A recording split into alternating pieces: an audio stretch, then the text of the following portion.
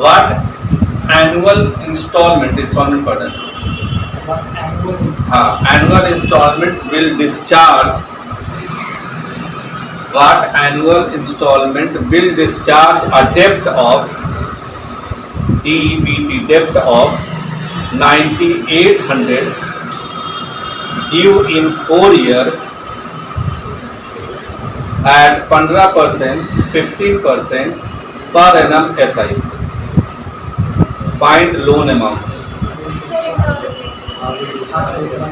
What annual installment will discharge a debt of 9800 due in 4 year at 15% per annum SI. Find loan amount. 9800 रुपया दिया है 4 साल में 15% rate दे दिया, तो एक्चुअल है कितना परसेंट पे किया है और कोई सर्टेन अमाउंट का वो 15% हर साल वो दे रहा है और ये टोटल देते देते उसको 9800 पड़ा है।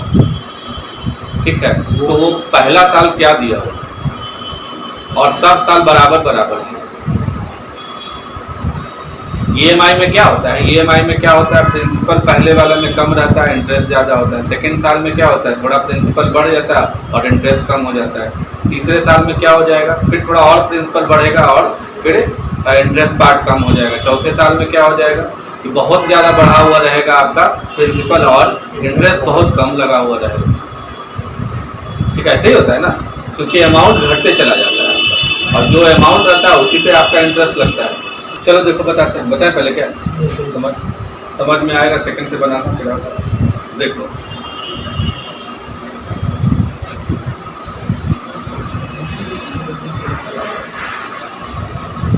लोन अमाउंट प्लस इंटरेस्ट जो होगा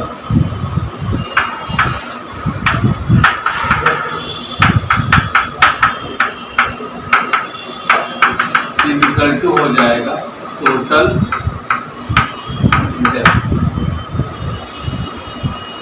इंटरेस्ट कितना है ये तो पता है, लोन अमाउंट मान लेते हैं एक है, इंटरेस्ट कितना है तो 60% इंटरेस्ट आया, 15 साल एक साल में तो 60% ऑफ x बराबर 9800 ये होगा ना।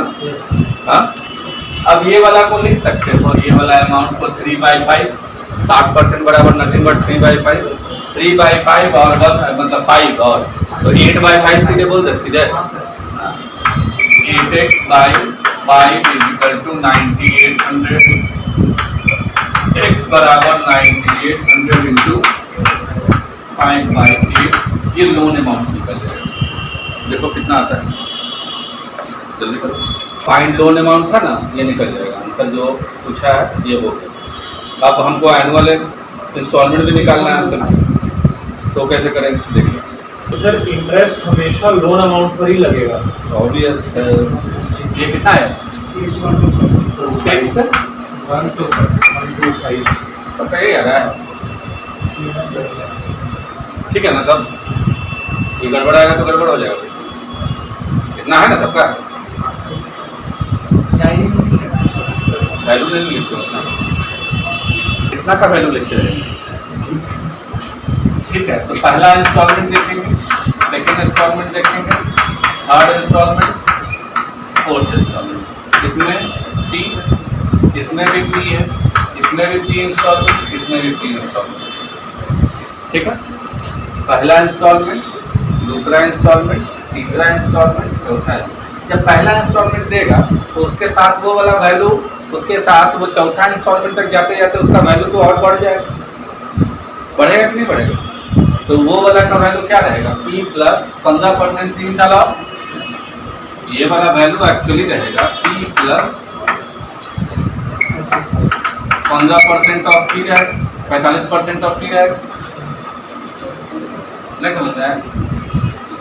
आज जो सामान खरीदते हो 100 रुपया में, 5 साल बाद भी 100 रुपया में वही इतना ही सामान खरीद पाओगे, कम सामान खरीदना पड़ेगा। मतलब आज का जो सामान का है वैल्यू 100 रुपया तो है ही, लेकिन अब किसी को हम जब दे रहे हैं पैसा, जब से हम तुमको 100 रुपये में, तो वही सामान तो हम 100 रुपये में नहीं खरीद पाएंगे 4 साल बाद।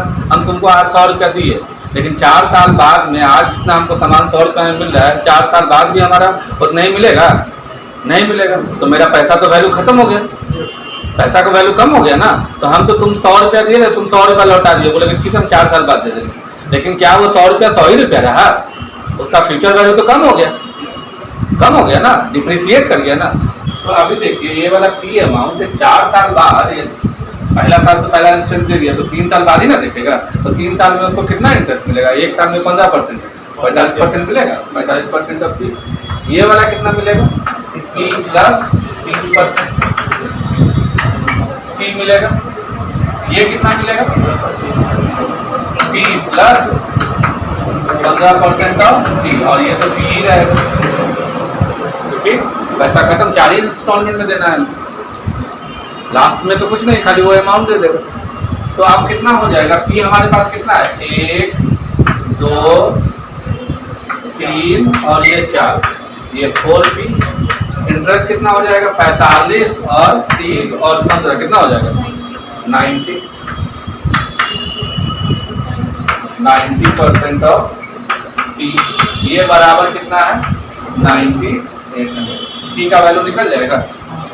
ऐसे बोल सकते हैं ये 90% ऑफ पी है, ये वाला 100 है, तो 490 हो जाएगा सीधे। 90/100 कर सकते हैं। ये 100 से मल्टीप्लाई हुआ 400, 400 plus 90, 490।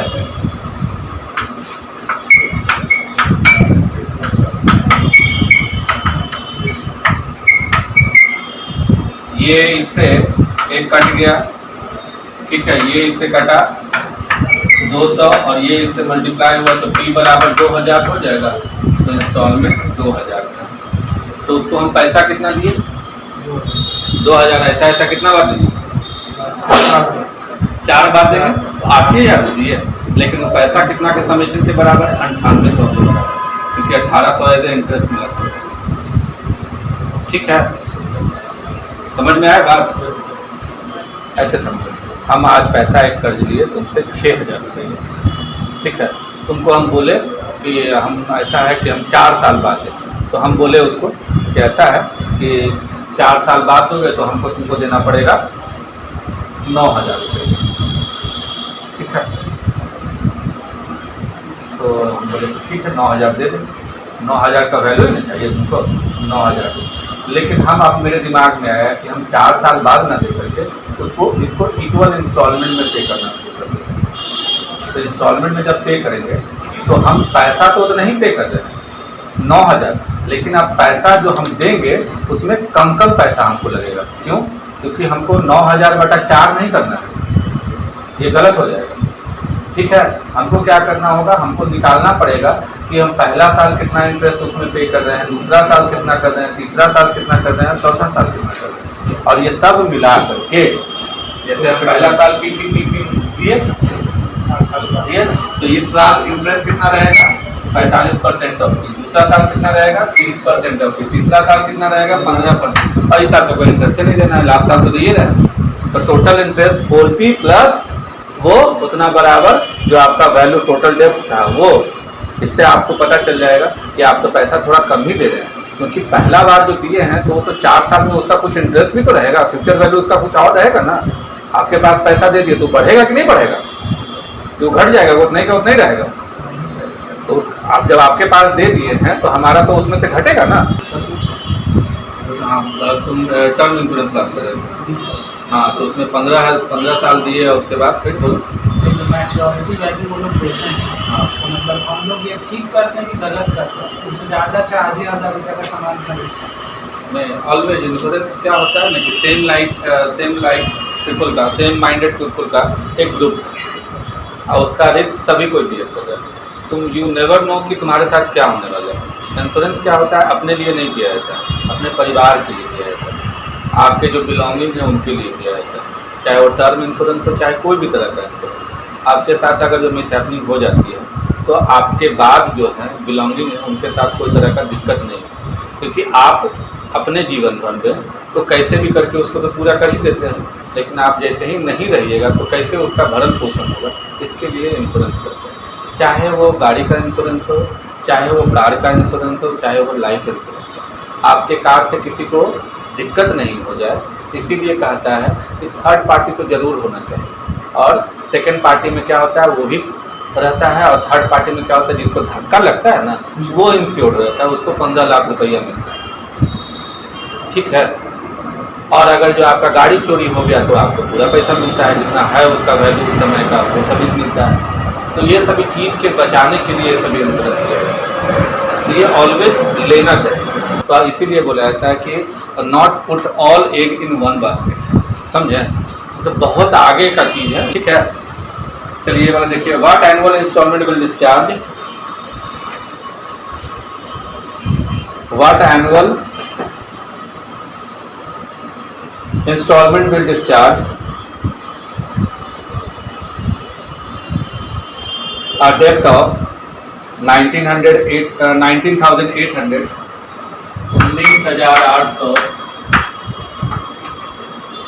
due in 3 years at 10% per annum SI, at 10% per annum SI।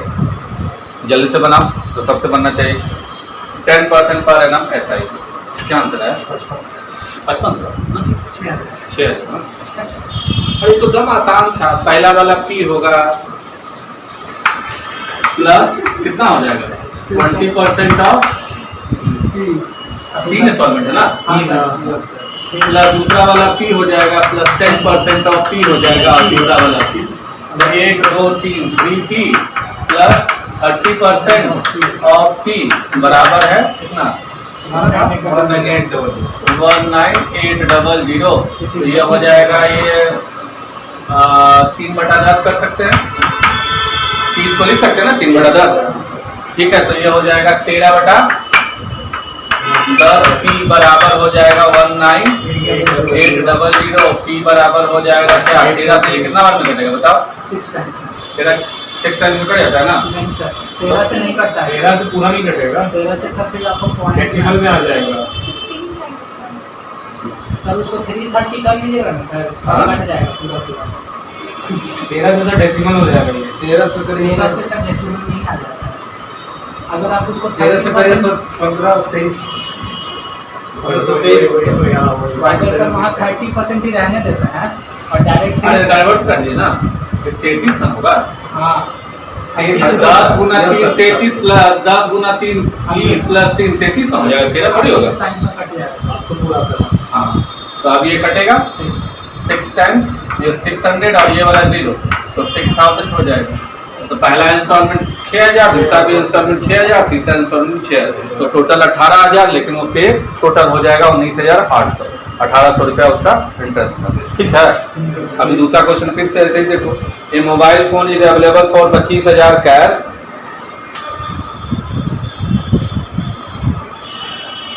और 5,200 डाउन पेमेंट, और 5,200 down payment followed by 4 equal installment, followed by 4 equal installment, followed by 4 equal installment. If the rate of interest, if the rate of interest, if the rate of interest charge is 25%, 25% per annum, find the value of monthly installment। इसे मिटा देते हैं। ये सभी जितना भी 3-4 question बता रहे हैं उसको अच्छा से खाली घर पे करिएगा, याद रहेगा कि इंस्टॉलमेंट का क्वेश्चन ऐसे बनाते हैं। तो इक्वल इंस्टॉलमेंट में इसको देना है, तो सबसे पहले 5200 रुपये तो दे देगा डाउन पेमेंट। अब उसके बाद कितना बचा तुम्हारे पास? 19,800 बचा। 19,800 पे उसको 4 महीने का इंटरेस्ट भी लगेगा। कितना परसेंट? 25% पहले इंस्टॉलमेंट अमाउंट तो देख लो कि टोटल अमाउंट कितना हो जाएगा। वो तो उसका प्रिंसिपल अमाउंट था, 4 महीना में 25% रेट से निकलेगा ना, तो 25% पर ईयर दिया, मंथली आपको निकालना। मंथ का कितना हो जाएगा? 25/12 गुने 4, या 25/3 कर लो, बात एक ही है, ठीक है ना। और ये कितना है, बस निकाल करके लिख लो कि इंटरेस्ट आ जाएगा PRT/100, इंटरेस्ट निकल जाएगा तो टोटल डेप्थ निकल जाएगा। टोटल डेप्थ बराबर क्या होता है, लोन अमाउंट प्लस इंटरेस्ट बराबर टोटल डेप्थ। पहला क्वेश्चन देखो, पहला क्वेश्चन में ये लिखा है ना, लोन अमाउंट बराबर क्या है, loan amount plus interest is equal to total डेप्थ। तो टोटल डेप्थ अब निकल जाएगा जो भी आता है, XYZ 20,000 से कुछ ज्यादा हो, 19,800 तो ही है, तो उससे कुछ ज्यादा हो जाएगा। अब ये 4 इक्वल इंस्टॉलमेंट में जाना है, तो प्रिंसिपल प्लस हर साल का इंटरेस्ट, हर महीने का इंटरेस्ट यहाँ पे, तो महीने का 1 मंथ का इंस्टॉलमेंट कितना हो जाएगा, 25/12, तो ऐसा 3 मंथ। फिर दूसरा मंथ के लिए क्या हो जाएगा, 25/12 गुना 2। तीसरा मंथ के लिए क्या हो जाएगा, 25/12 गुना 1। अगला वाला तो खाली वही रहेगा, ऐसे नहीं चलता है। और सब चारों को जोड़ देंगे, वो बराबर समथिंग जो आया है, तब आपका निकलेगा इक्वल इंस्टॉलमेंट, P का वैल्यू निकलेगा। करिए हम बोल रहे हैं 19,800 ही रहा है, अच्छा 19,800 गुना 25/12 19,000।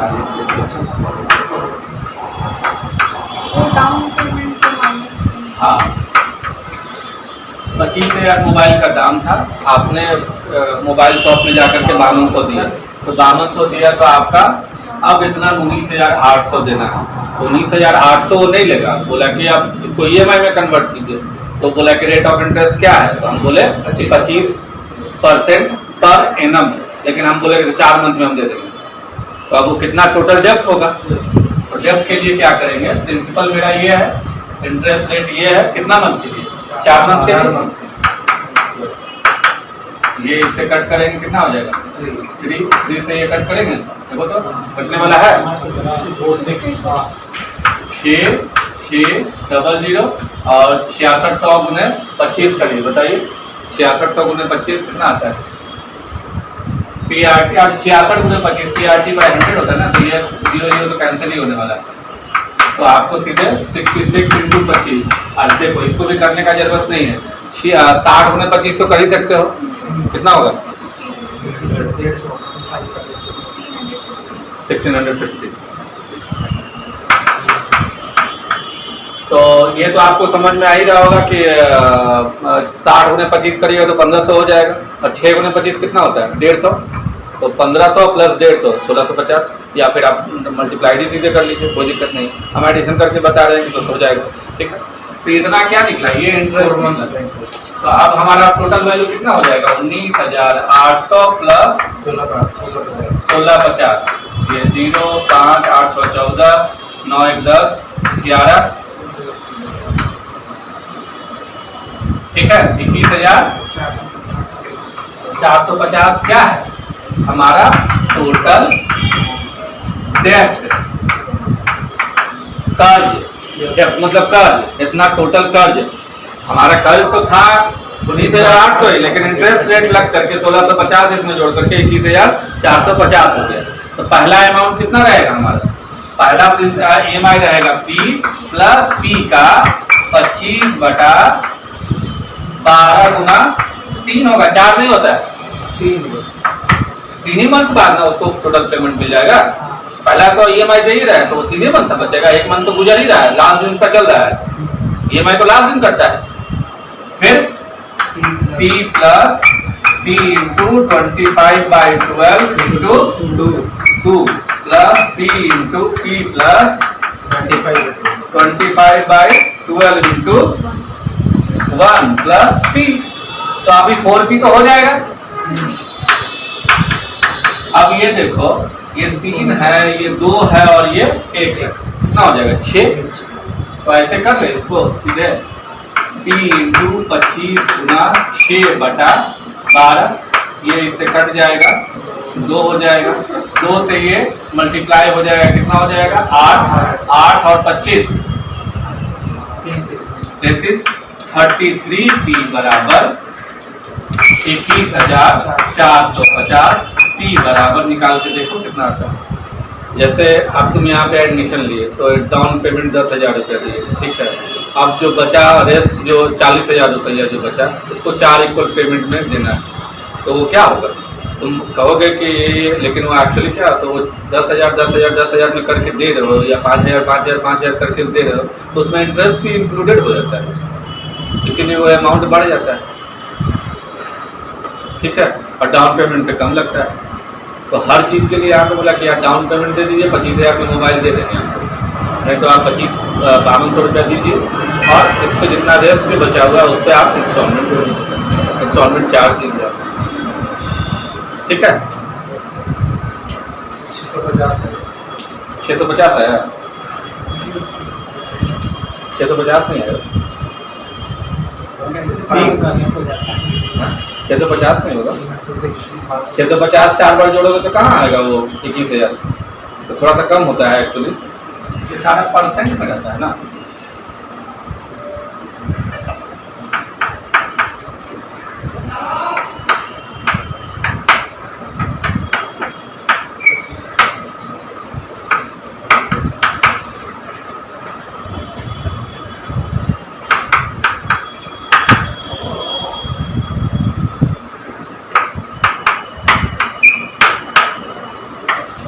अच्छा, ये वाला 8 से भी तो मल्टीप्लाई होगा, ये वाला 8 फुट रहा है, जो आपका 400 कितना है, 650 गुने 8, ये 8 फुट रहा था, ये वाला 8 गुने 4 32 हुआ, 32 1 33 33 गुने 8 यहाँ पर छूट रहा था,